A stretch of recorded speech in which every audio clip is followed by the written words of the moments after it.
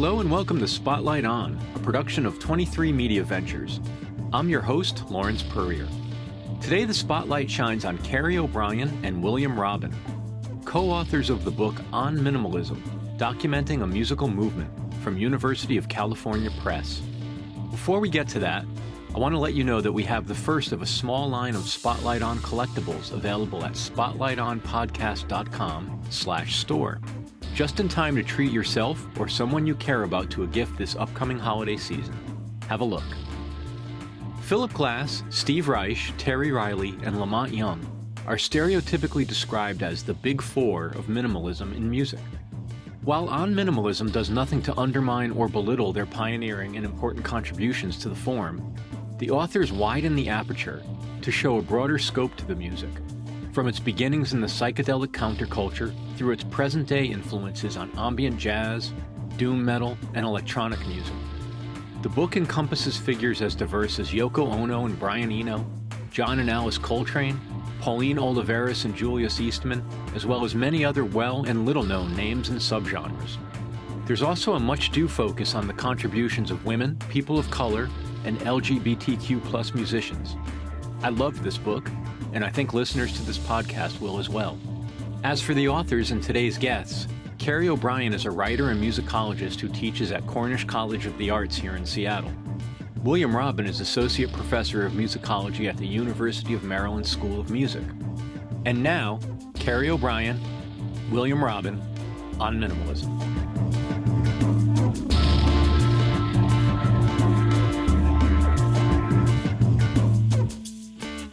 Thank you both for making time. Yeah. Absolutely. Yeah, thanks for having us. Your interest in the book. Oh my goodness. As I was getting prepped this morning to dial in, I was thinking how effusive and patronizing is too much to start the conversation with.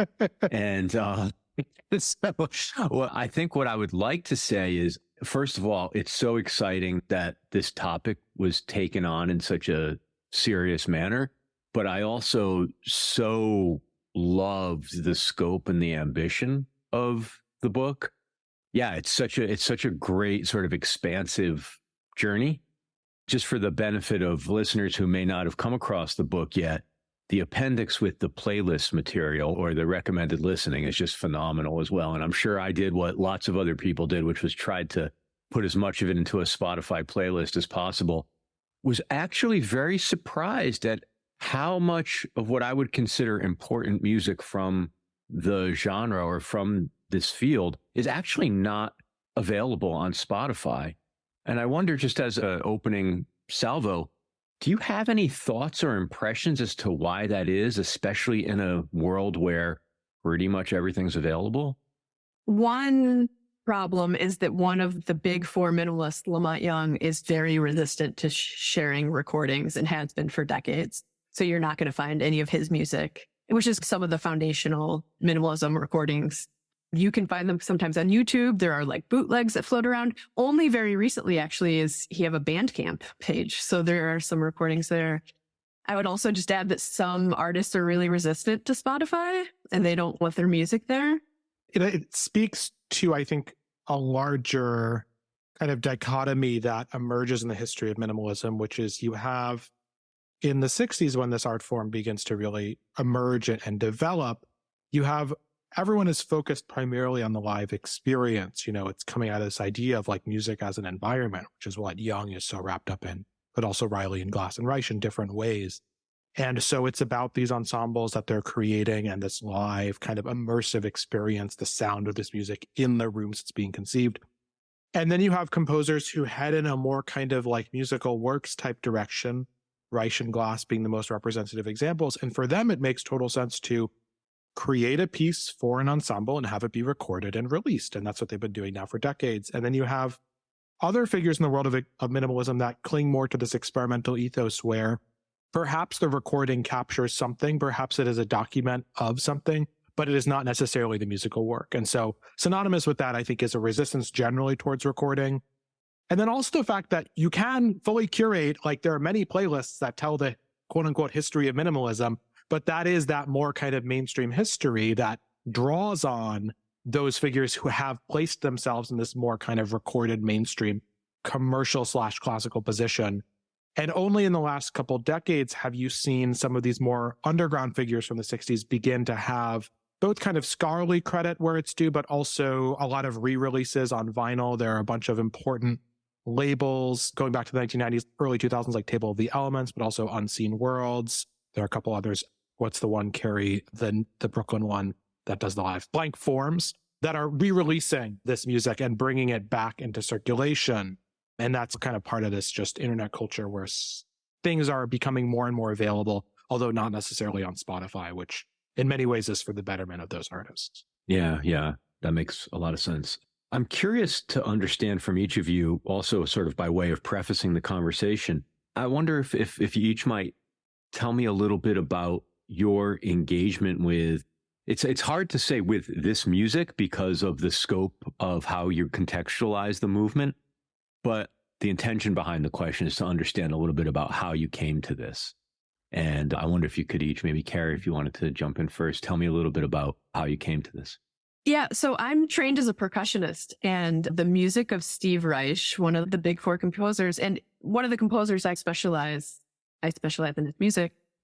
He was a percussionist himself. He is a percussionist himself, and he wrote a lot of chamber music for, 5, 6, 7 percussionists. Percussionists don't have a lot of chamber music just because it's a newer instrument type within kind of classical music for chamber music. We don't have Bach or Mozart pieces written for percussion, but we have Steve Reich, a lot of great chamber music by Steve Reich. And so I played a lot of it, a piece called Six Marimbas, Sextet, Nagoya Marimbas. I played these in college and I memorized them all because he encourages it. The music encourages it. He has a piece called Six Marimbas where it's 3 marimbas up against 3 other marimbas. There's no place for music stand. You're just like up against each other. And there's something about memorizing the music that really got it in me, in my body, in my mind. And I got kind of obsessed with it. So I took a turn in my education. Rather than going to graduate school for percussion, I went for music history, but I was interested in Steve Reich's music and minimalism in general from the beginning, with many people trying to turn me other directions, but I continued it. And I helped run a summer festival for about a decade where we programmed a lot of minimalist types of music that I didn't necessarily perform, but I programmed that I really wanted to hear. That festival actually hosted the academic conference on minimalism one year. And it was at that conference actually that I first, not that conference, but a meeting of that conference a few years prior where I met Will, where we were both just presenting about the music of minimalism. You mentioned the piece for marimbas and there being no room for music stands. And I wonder, because this comes up, especially in some of the early works that you talk about in the book, how is that expressed to the musicians? It sounds almost like stage direction, but is that part of the score that basically says 6 marimbas, 3 touching each other, no room for music stands? How do you come to that? It's a good question. There's a lot of this music that is like oral tradition. Steve Reich is still alive. Most of the members of his ensemble are still alive, and they come to universities and colleges and play.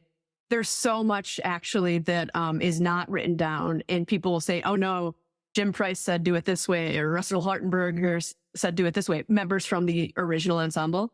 Actually, within the last 2 or 3 years, Russell Hartenberger, a member of the ensemble, published a book about the music of Steve Reich, and it includes a lot of that formerly oral history, which is now written down. There's a lot of photos from the original performances. We follow that. Musicologists get into this idea of historical performance practice. You try to recreate the way that it was originally done, and there's arguments that you could do it a new way also, and people do it in new ways, but I think because the original players are still alive, it's a little harder to take liberties with that. Gosh, that's so fascinating. I could spend an hour talking to you just about that topic, but I'll turn it over to Will. Yeah. How about you, Will? What's your interest in engagement with this? My long-term history is not as specifically focused as Kerry. I studied saxophone, but I actually didn't really interface much as a saxophonist with minimalism for any number of reasons. But even though saxophone is so important to the sound of minimalism, I started getting into that music in high school when I was in really late high school, but really into college, getting into contemporary music. And as I developed my interest as a musicologist, I was really interested in kind of the generations of composers in the US who came after the original minimalists. So looking into kind of the Bang on a Can group in the 1980s and 90s, and then this kind of wave of 2000s, 2010 composers who were still very much influenced by these foundational figures, Glass, Monk, Riley, Reich especially.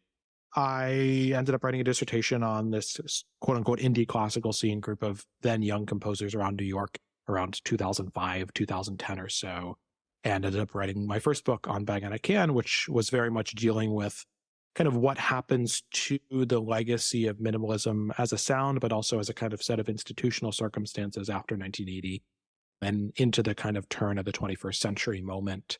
Kerry and I had been hanging out at conferences a lot, and I am not a scholar of Steve Reich's music. I'm not really a scholar of Philip Glass's music. I was always like, there are enough people working on that stuff, and I feel like I don't have anything to say that's novel about it. But when Kerry and I, with a few other scholars, were at a minimalism conference that she organized in Knoxville a while back, which was a really incredible conference because it brought together performers and scholars and included a lot of work around minimalist figures that were not typically seen at this Society for Minimalist Music conference, like Mary Jane Leach presenting on Julius Eastman. There's a performance by Alan Fullman that was amazing. And I pitched this idea I think there were 5 of us, and it ended up being just Kerry and I who took the project forward after this kind of initial wave of proposals. But there was so much work being done and presented at these conferences that was offering a view of minimalism that seemed fundamentally different from the view of minimalism that you would get if you read like an NPR primer on what minimalism was, or if you looked at a Spotify playlist of what minimalism was. And I wanted to find a way for that story, this kind of scholarly revisionist story, to be told in a way that would be both accessible, groundbreaking within scholarship, summarizing all these developments that had happened in the musicological world for the last 10 or 20 years, but also accessible to the folks who are either fans of minimalism or looking for an entry point of minimalism. And so we settled on a primary source reader, which is, a very familiar format in musicology of here's a collection of historical sources. Maybe it's like a primary source reader on the Baroque era. And so you have like, you reprint letters by Bach or like a review of a performance by Handel or something. But the idea was, let's bring together historical sources around the story of minimalism from its beginnings in the late 50s to the present day. Let's curate them in a way that you can read front to back a fairly digestible history of minimalism, but you can also kind of skip around for interesting stuff. Let's make sure we foreground the fact that this term has come to represent the so-called big 4, these foundational figures, Young, Riley, Reich, and Glass. But let's also make sure that we are telling a story that shows minimalism as a much broader and more diverse phenomenon. So to kind of say, here's what this canon story is in the center of this thing, but here's all this other stuff around it that is being funneled in and out in various ways. Here's how these things intersect. And then we organize the book in terms of theme so that we can make really clear and strong connections between the mainstream and the fringes, between folks who are often just seen as like the 10th person on the list of the 10 most popular minimalists. Let's bring them all into the fold kind of together and have them tell conversations across genre and across cultures and stuff. Yeah. We have to talk about the big 4 so that we can then set aside the big 4 to have subsequent conversation. And that seems to be something that you address very forthrightly in the book as well, very quickly. But something that's very interesting to me, and it has a very self-referential theme that keeps coming up throughout the book, is that the big 4 were so constantly reinforced, and the pantheon was created so early on that almost every subsequent generation and genre of people that you talk to, even some of the Japanese musicians, when you ask them where they came from or what they were listening to or who they were influenced by, or even when they mention who they weren't influenced by, they mention 1, 2, 3, 4 of the big 4, thus creating like that. It just reinforces this idea of they're the canon here. It's also interesting in that it's not their fault necessarily. Like, I don't think you state anywhere in the book that they contribute to that at the detriment of someone else. I'll just say they do, not necessarily deliberately at the detriment, but like include all 4 members of the big 4 are maybe actually I'd pull Riley out of that, but Reich, Glass, and Young are composers who have developed very strong mythologies around themselves. It's not false mythologies, but they have really done a good job of cultivating a very strong career, of telling stories about their work, and of placing themselves in a history. Now, this is the exact normal thing every composer does going back centuries. But it's also the case that they see themselves as these historically important figures. And I think that has inspired a lot of the discourse around. They've believed the story too. Yeah. Yeah. I mean, LaMonte Young especially has a cosmic mythology surrounding himself to an extent that it makes it hard to have a conversation with him, because he is speaking about being a foundational figure in the entire history of music, which is its own kind of unique breed of thing. But yeah. I would also just plug the new book on minimalism by Patrick Nicholson called The Names of Minimalism. And he has a chapter about exactly this in the way that Steve Reich does this. This chapter, I think, is called The Lessons of Minimalism, how he places who came before him, how he places who came after them, and how so many scholars have just taken his word for it, that that's the sequence of influence, that they are the founders. Incredible. Yeah. Thank you for adding to my reading list. Oh, totally. All right. So let's not spend the next 40 minutes talking about the Big Four exclusively, because it's something I as a music lover and a person who loves the journey of discovery, very much appreciated about your book. One, you introduced me to names and sounds that I did not necessarily know about before or had heard about but didn't explore. But you also helped me reevaluate music I've known and loved for decades, specifically the early 60s work of John Coltrane, or even kind of blue, like Olatunji. This wasn't music I thought about in this tradition.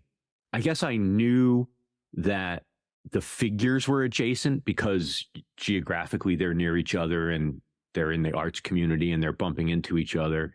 But I hadn't thought about the deeper influences and the ways these musics melded. If you could open that up for me a little bit and talk about if minimalism is a movement and not a genre, or if it's an ingredient, can you talk about how it dispersed into other musics? Because quite honestly, where I sit now, it feels like it's everywhere, especially in the last few years. And we could talk about whether it had to do with the pandemic or what it was, but ambient music seems to be in the consciousness in a way I never was in my lifetime. I always thought of it as very fringe. Maybe in the modern classical world, it was a thing. And you sort of talk about like the victory of minimalism, like how. Just when you were listing those names earlier, Coltrane and Miles Davis, I was just thinking about a passage in the book that I don't think Kerry and I have ever specifically talked about, but it just came to mind, which is there's this essay by LaMonte Young in this chapter we have on gurus, where he is writing about his guru, Pandit Pramnath, who's an important singer of Indian classical music in the Kirana Gharana style. And he talks about in this essay playing Coltrane and Davis for Pandit Pramnath, and Pandit Pramnath is saying, "Oh, what wonderful music. This is so much like my music." This moment comes like 7 chapters after we set up Coltrane and Davis as these foundational figures. And it's just to think about LaMonte Young being someone who's obsessed with John Coltrane and Pandit Pramnath, or rather modal jazz and Indian raga, and bringing them together. And then, but also like continuing to find the links between his teachers and his influences, and also put them into print and situate them within the discourses. One of the main reasons that we felt compelled to bring these figures into conversation with each other is the documents were showing us that they were all part of the same narrative. And scholars that came before us have also shown that too. The victory of minimalism, it's definitely a victory of some kinds of minimalism, I think. There are victors, and I think there are not necessarily losers, but there are those figures who have become more lauded than others. But it is the case that when we tried to tell this story, it was clear that minimalism today, as you mentioned, is everywhere, but in so many different forms. And some of those forms have social, musical, institutional, person-based links directly back to these figures of the 60s. So it's not hard to connect ambient music to Brian Eno being an obsessive listener to Young and Riley and Reich's music, and that being, and Glass's music, and having that inform a lot of his musical ethos that is certainly cultivated in the idea of ambient music. But there are certainly all kinds of ambient musicians who have no specific connection to what we typically think of as minimalism. At the same time, we wanted to fold ambient into our history not to say like all ambient music is minimalist music, like to claim it, but to make sure that we don't filter out things like new age or ambient because they're not necessarily part of the canonic story of minimalism, which gets into kind of almost questions of high and low, like this high art version of minimalism that would exclude forms of more popular music. And so, yeah, a lot of the ambient musicians who are making stuff today have no particular affinity or connection to Reich or Glass. They're more connected to lineages of ambient. But then we print this piece in the 1990s where you have all these British techno musicians saying, what I really like to do is sit down and listen to Glass and Reich when I'm feeling stressed. And like, all I want to do is have them listen to my music and like it. And it's a funny article. It was printed in Option magazine in the late 90s because basically the author then goes to those musicians, Glass and Reich, and they're kind of like, I don't know what to do with this music. There are so many different streams and threads of minimalism. So many of them have been successful in different kinds of ways. And we mix them all together while also showing them separate. We'll be back with more Spotlight On right after this break. I'd like to give one of our listeners my copy of On Minimalism. If you'd like it, go to spotlightonpodcast.com, and once you're on the homepage, scroll down to the newsletter sign-up form. To be considered, simply give us your first name and email address. Current newsletter subscribers will be entered automatically. Enter by noon Pacific time on November 1st. We'll select a recipient at random that afternoon and contact the winner for shipping details.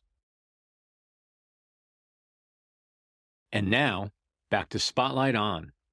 Like a lot of the topics or even some of the individual chapters in your book, I really appreciate how you contextualize this, your intention of being a primer, because I left the book feeling like there's 20 more books here. Each chapter is a launch pad. I want to come back to that notion in a minute, but I'm very interested in process music, and something that came up for me in reading your book, and I'd love to know your thoughts on this. Maybe, Kerry, starting with you because of your familiarity and immersion in Reich's music. Do most people who start by creating process music ultimately move to more formal composition and notation, or are there figures who that is what they do and it's what they do long term? And I'm obviously that's an absolutist question, but it does seem like a general truth that people start from a process perspective and then move more traditional. I don't know if I see those two things as separate, like process music and more traditional. The thing with a lot of process music is that it often does not require notation because you can explain it quickly. Like Steve Reich's piano phase, it's just two pianists playing a 12-beat melody over and over again, and they move out of phase. And the piece is basically over, or it moves to a new section when they come back into unison. That's the piece. So if you can just like explain the process, or his piece, Pendulum Music, you drop the microphones, they swing over speakers and create shrieking sounds, and the piece is over when the microphone stops swinging. It takes 15 seconds to explain the process.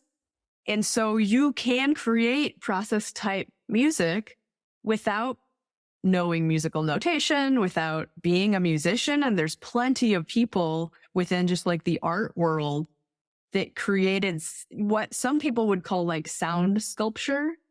It's a weird type of sorting where if Steve Reich did it, it was a musical composition. But if Richard Serra did it, it was sound art because he's an artist. In that way, I would say if someone created process art and they weren't trained within the classical tradition, they wouldn't continue down that path because they didn't really have the training and or the inclination or the hang up that like make someone like Steve Reich want to create a works list that has scores and get a contract with Boozy and Hawks. And they want like PDFs or like actual physical scores. So now there is an actual physical score for something like Pendulum Music that just has a paragraph of writing. And so, yeah, I would say not everyone goes in that direction necessarily. Was Pendulum Music, just to pick on it for a moment, is that a copyrightable composition at this point? It is copyrighted, yeah. And I've never seen someone else try to do it and call it something else. But I've seen students just kind of experiment with it and not necessarily say, okay, the piece is beginning. They just set up hanging microphones and they experiment with the idea. But yeah, it's a copyrightable thing. I could perform an evening of that, or not an evening because it's a relatively short piece, but I can include that in an evening's program of music. And from a performing rights organization point of view, I would pay a public performance royalty on that. I don't do this a lot, but yeah, whoever he's registered with, BMI or whoever, you would tell them that you did it. Yeah. That's incredible. I mean, I hope I'm not sounding mocking, because that's not my intention at all, but it's a new concept. It's for me to hear that. And I guess I like it. It's very good that you can, I hadn't thought about those repercussions of this music. Sure. It's also worth saying that's a musical score. So in many ways, it's a much more straightforward kind of case of a composition than a lot of the other stuff that's happening in early minimalism, where it is more experimental, where the composer maybe has to be involved. A lot of LaMonte Young's music cannot be performed without LaMonte. He does not condone performances of it, whether that's because it's improvisatory or collaborative. And some of those questions of improvisation versus collaboration are intensely political around Young's music. But this idea you mentioned of, do people start with process music and then always move on to something else, speaks to, I think, part of the history of what it means to be a minimalist composer, which is you have, as I talked about earlier, someone like Glass or Reich, where they develop an early style and then they bring that early style to bear on subsequently developing increasingly, in some ways, complex or ornate or different musical works that are, different in the sense of my Seventh Symphony is a development on my Sixth Symphony. And then you have musicians who develop a way of creating music that might be a single approach. I create these incredibly complex drones, and I am going to see that through over the next 30 years in different environments and in different contexts. And the Glass-Reich model is a very typical capital C composer model, whereas these other models of creating music are less about this kind of very straightforward, I am developing my quote unquote compositional voice, although that may be what they were doing, and more about I'm more of a music maker, let's say, than a composer, if that makes sense. Yeah, that is a good delineation. Insofar as you know, or that he has said, is LaMonte Young's idea that his music dies with him if he won't let it be recorded and be performed? It's eternal. It is eternal. The ensemble that he founded, or he helped to found, it was called the Theater of Eternal Music. He's drawing on Indian ideas of time, in that this music has always been happening. He's channeling it now, and it will continue happening after he's gone. In a metaphysical way, the music will always continue. Yeah, I mean, in a metaphysical way, the music has always existed and will always exist. In a practical way, I think there's a big question mark, which is, as far as I know, Kerry, you can correct me, no one really knows what's going to happen after he passes. There are several people, including his collaborative partner and wife, Marian Cecilia, who are closely wrapped up in this material and this archive and the Dream House itself, which is the sound and light installation. Whatever the plan is totally unclear. And I think a lot of people are wondering, because there's an enormous amount of recordings that have never been released that have had fights around them about being released. And then there's all kinds of other stuff. I think certainly scholars and a lot of musicians would like to see that material accessible, but it's one of the more complex stories, I think, in music history in terms of authorship, material, and who it belongs to and where it goes. Yeah, it's very non-dualistic in that if you subscribe to his worldview, he's both incredibly important and not important. He's important as a channeler. He's unimportant in that there will be other channelers. But affiliated with him, his students will carry on this tradition. And he has a number of students who will continue the tradition. I would lean more on the important. He believed himself to be an important channel that only he can pass down the ability to continue it. So he recognizes the next Dalai Lama. He sees the 3-year-old and says, that's the one. Yes. He has disciples. He takes Pandit Pramnath's approach towards guruship. And so there have been many disciples. Jung-hee Choi and Randy Gibson are two notable ones. Randy Gibson's work is featured in our book.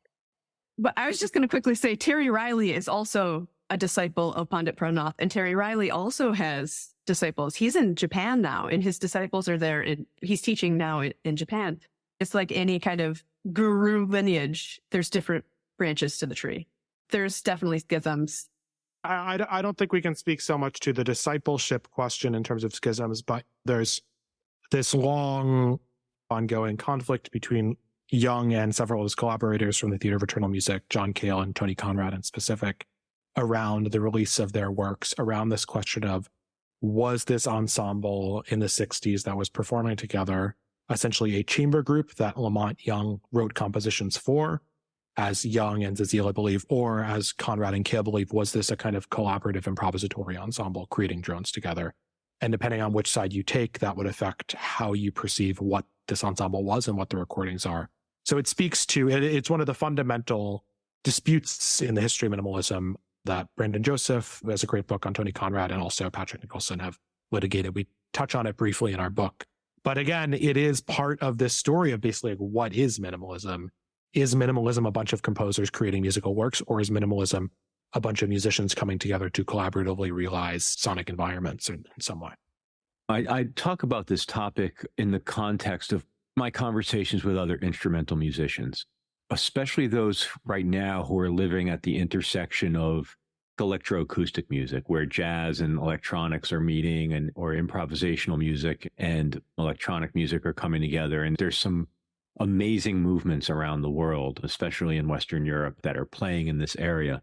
A topic that comes up repeatedly is the idea of, I guess, what Reich or maybe LaMonte Young would be calling compositions and scores. Some of these other musicians think of as prompts or framing devices. Let's improvise while we think about this, or let's have this phrase in our minds and then we're all going to start an improvisation.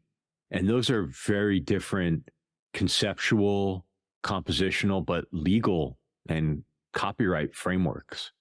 I do not envy whoever is going to have to sort that out.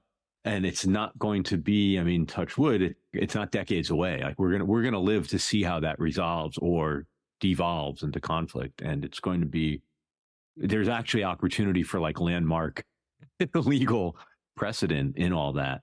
It's fascinating. Yeah, I mean, all of these foundational figures are approaching their 90s, and it's a miracle that all four of the big four are still alive. It's and incredible. Two of them, Riley and Young, are still performing. I don't think Glass performs anymore. Reich, I think, stopped performing, but they're still composing. So there's creative output coming out of all of them. And I think that the Reich and Glass, I imagine they're planning for the next phase. They have a very clear institutional apparatus that's professionalized. The archives exist and stuff. And I don't know about the other two as much. They fit into more of the modern composer. They're not inventing a wheel for how their works live on. Yeah. But it is just worth mentioning that like the early works of Steve Reich, LaMonte Young, they were calling it improvisation at the time.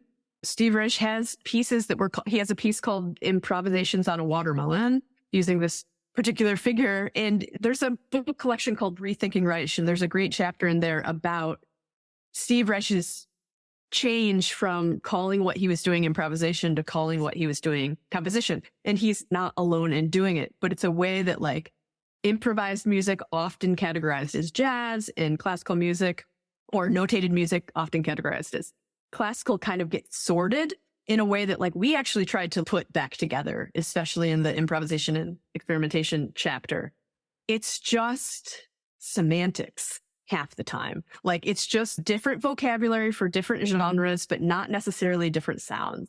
Yeah, your question about what's really the difference about a group just calling what they're doing improvising and another saying, oh, this is the beginning of a musical work, is sometimes just a handful of words and like a shared understanding. And it's a part of the whole Theater of Eternal Music, LaMonte Young debate, is that LaMonte Young says that each time they practiced was a musical work that resulted in a recording. And the other participants saying like, we were just practicing. The semantic difference can be can be like a philosophical worldview. We have this chapter on ensembles, and like, it's pretty clear you have in the 70s, late 60s, early 70s, you have some of the same musicians playing in Glass and Reich's ensemble. In Glass's ensemble, you could improvise. In Reich's ensemble, you could not. Although you could do something which was essentially improvisation, which was like realizing these resultant patterns from phasing. Similarly, in Glass's ensemble, you could drink a beer in rehearsal, and in Reich's ensemble, you could not. And some people decided to stick in Glass's and leave Reich's in part because of that. Even between those two composers, who are both in a more traditional composerly idiom, there was a different set of expectations and there was a different set of formalities, and whether this was seen as something more quote unquote disciplined or not. That's a fascinating thread to pull on for a moment, because I'm going to draw an analogy, and if you kick me in the head and laugh at me, I'll be vulnerable and go out there. But while you were both speaking, I was thinking about how this maps into some popular music, and especially the music of the sort of late 60s and 70s, where bands started to improvise more. Even before that, like to use maybe John Coltrane or jazz in general as an example, all very well known for using the American songbook as a basis for improvisation. Famously 20-minute version of My Favorite Things or whatever. The copyright on the records never say all the band members who contributed to the improvisation. Even when it's a John Coltrane composition that's highly improvisational, there were, if not charts, there was some direction. There was some compositional framework, notated or otherwise. In the rock world, you can imagine, the example that came up for me was with the Grateful Dead.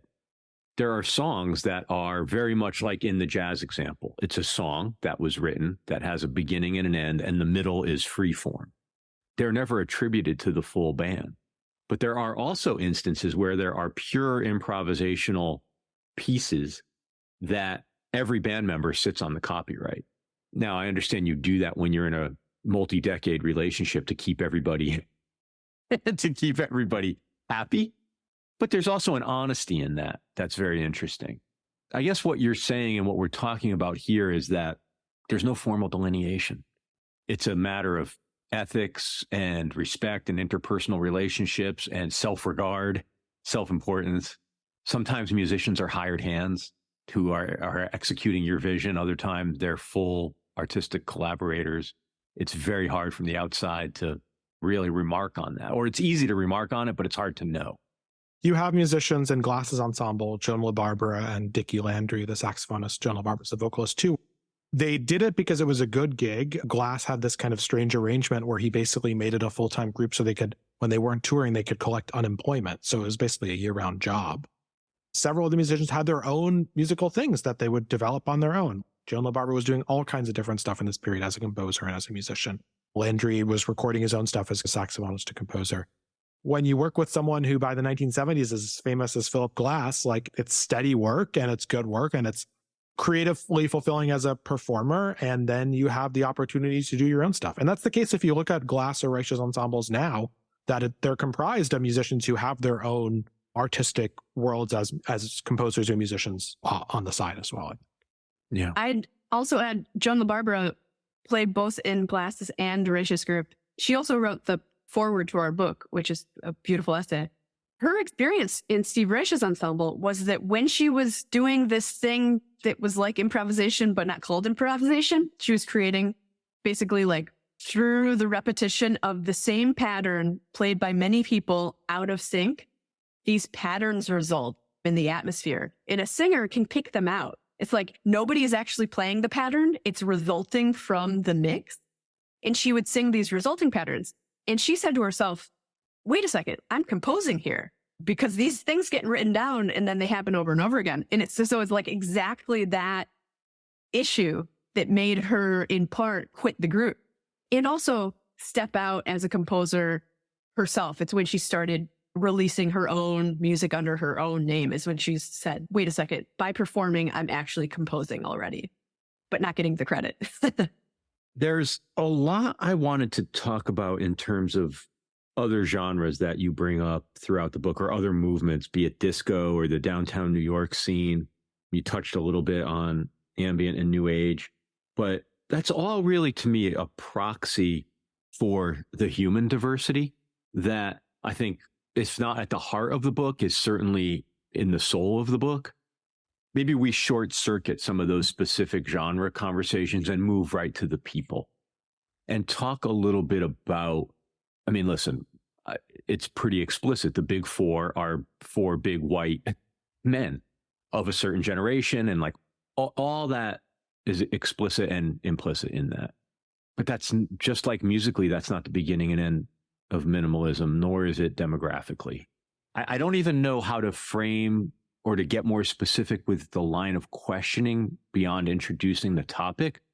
But I wonder if we could talk a little bit about how minimalism impacted other communities and other peoples. I would love your help in starting that conversation, because I don't have a specific question other than to say I want to explore that line.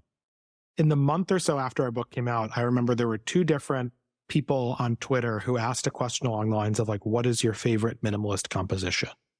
And all of the responses, 40 or 50 responses probably in each, were big four plus atoms. And then sometimes people would throw out a different composer, often a white man. And then sometimes people would say, oh, there are women who wrote minimalist music. And they would say perhaps Anne Southam or Meredith Monk, or someone would say Julius Eastman as another non-white man.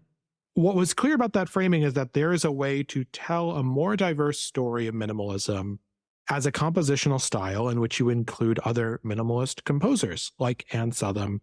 Meredith Monk is a more ambiguous example because she's such an interdisciplinary figure, like Julius Eastman, like a handful of other non-white men who were composers creating notated music. But if you reframe the conversation around what's your favorite minimalist creation of musical creation, right?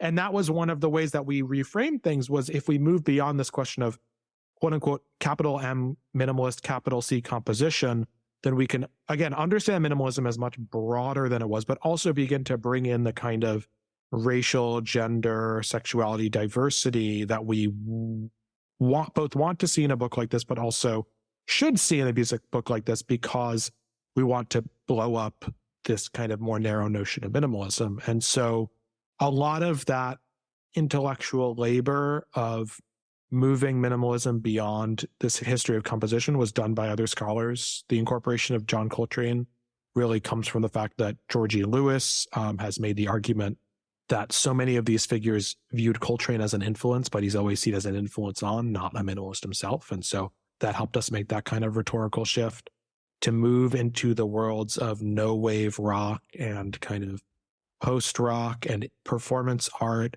was something that other scholars have developed, and we took off from there.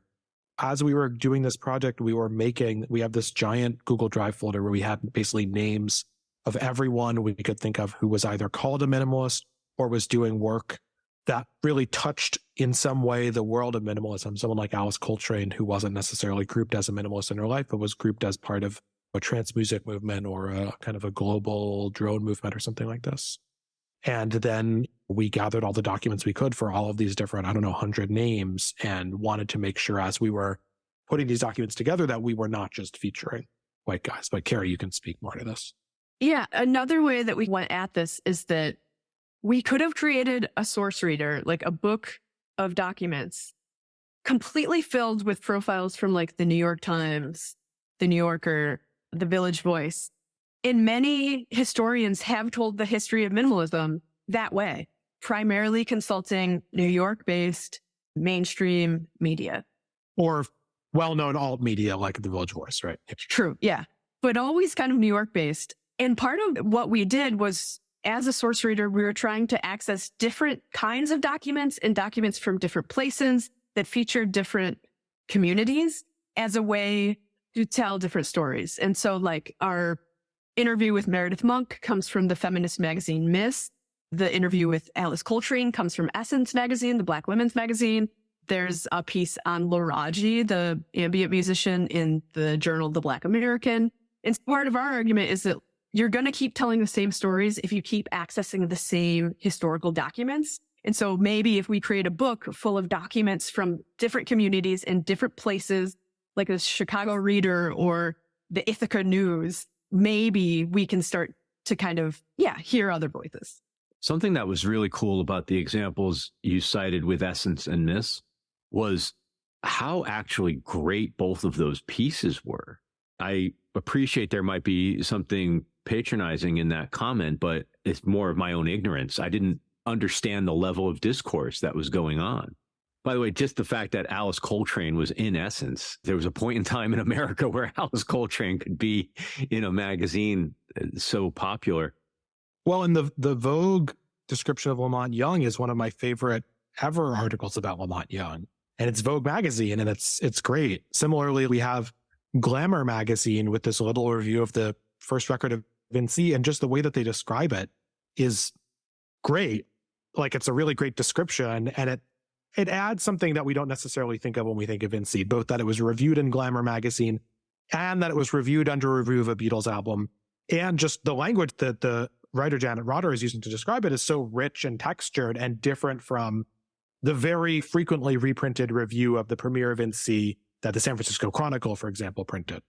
By way of bringing the conversation home, there's something that I would like to just say personally, which is a lot of the music that you bring into the tent through this book is music that I grew up with and that I've loved over the years. And so you captured the strand of jazz that the jazz I listen to. In fact, McCoy Tyner is sort of he's the top of the pantheon for me.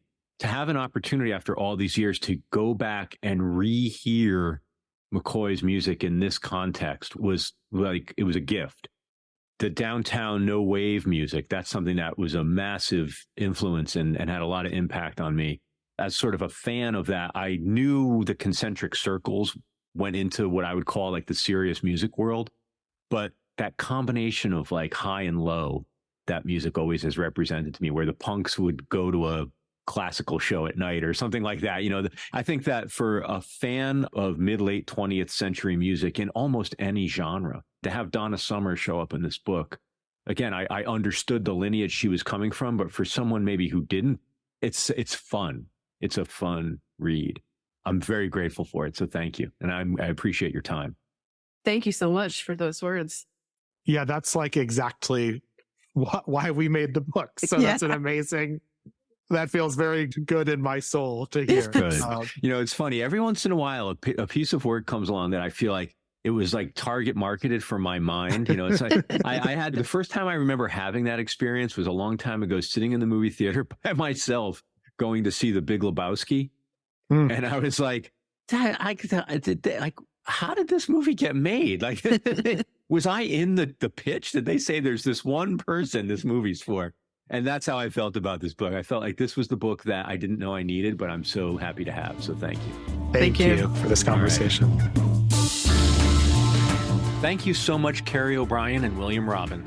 And as always, thank you for listening to Spotlight On, a production of 23 Media Ventures. I'm your host and executive producer, Lawrence Purrier. We are produced and edited by Michael Donaldson, with theme music by Q Burns Abstract Message. For past episodes, web-only exclusives, to make a donation to support our production and to join our mailing list, visit us online at spotlightoddpodcast.com. Thanks for listening, be safe, and stay in touch.